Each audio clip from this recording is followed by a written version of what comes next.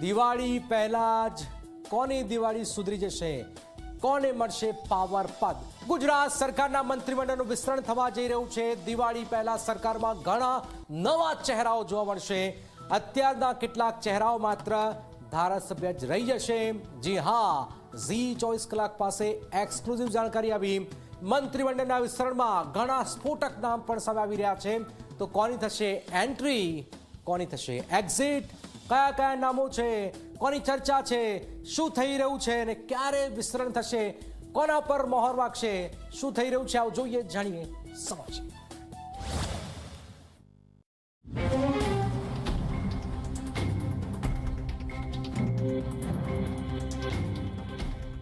ગુજરાતની રાજનીતિમાં હવે ગણિતનો નવો ખેલ શરૂ થવા જઈ રહ્યો છે। મુખ્યમંત્રી ભૂપેન્દ્ર પટેલના મંત્રીમંડળમાં ટૂંક સમયમાં મોટો ફેરફાર થવાનો છે। Zee24 કલાકને જે એક્સક્લુઝિવ માહિતી મળી છે તે મુજબ આ વખતે 10 નવા ચહેરાઓની એન્ટ્રી થઈ શકે છે, જ્યારે હાલના 8 મંત્રીઓને ઘરે બેસવાનો વારો આવી શકે છે।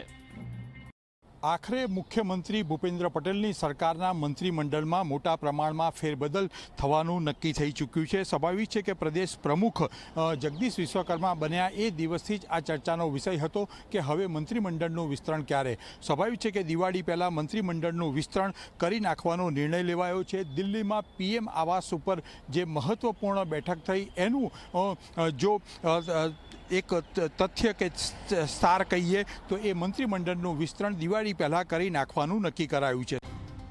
સૂત્રો પાસેથી જ જાણકારી મળી છે તે મુજબ નાણામંત્રી કનુ દેસાઈ, અન્ન અને પુરવઠા રાજ્યમંત્રી ભીખુસિંહ પરમાર, બચુ ખાબડ, રાઘવજી પટેલ, મુળુ બેરા અને ભાનુ બાબરિયા જેવા કેટલાક મંત્રીઓની એક્ઝિટ થઈ શકે છે। બીજી તરફ જયેશ રાદડિયા, મહેશ કસવાલા, અલ્પેશ ઠાકોર, જીતુ વાઘાણી, કેયુર રોકડિયા, જીતુ ચૌધરી, સંગીતા પાટીલ, ઉદય કાનગડ અને રીવાબા જાડેજા જેવા ચહેરાઓને નવા મંત્રી તરીકે સ્થાન મળી શકે છે। નવા મંત્રીમંડળમાં સૌરાષ્ટ્ર અને લેવા પાટીદાર ફેક્ટરને ખાસ ધ્યાનમાં રાખવામાં આવશે।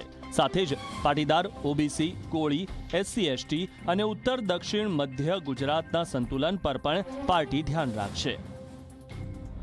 હાલના મંત્રી ઋષિકેશ પટેલ, બળવંતસિંહ રાજપૂત, હર્ષ સંઘવી, કુંવરજી બાવળિયા, કુબેર ડિંડોર, પ્રફુલ્લ પાનસેરિયા, પરસોત્તમ સોલંકી અને મુકેશ પટેલને ફરીથી લોટરી લાગી શકે છે। સ્વાભાવિક છે કે અત્યારના વર્તમાન મંત્રીમંડળમાં 17 સભ્યો છે, કેબિનેટ મંત્રીઓ છે। કેબિનેટ મંત્રીઓમાં પણ મોટા પાયે ફેરબદલ થશે। 2 થી 3 કેબિનેટ મંત્રીઓને પડતા મૂકવામાં આવશે। એવી રીતે રાજ્ય કક્ષાના પણ મંત્રીઓને પડતા મૂકવામાં આવશે। તેમના સ્થાને નવા ચહેરાઓને સ્થાન આપવામાં આવશે। સૌરાષ્ટ્રમાંથી લેવા પટેલ સમાજને પ્રાધાન્ય આપવામાં આવે એ પ્રકારની વાતો અત્યારે સામે આવી રહી છે અને એક અંદાજ પ્રમાણે 20 થી 22 સભ્યોનું નવું મંત્રીમંડળ બની રહેશે।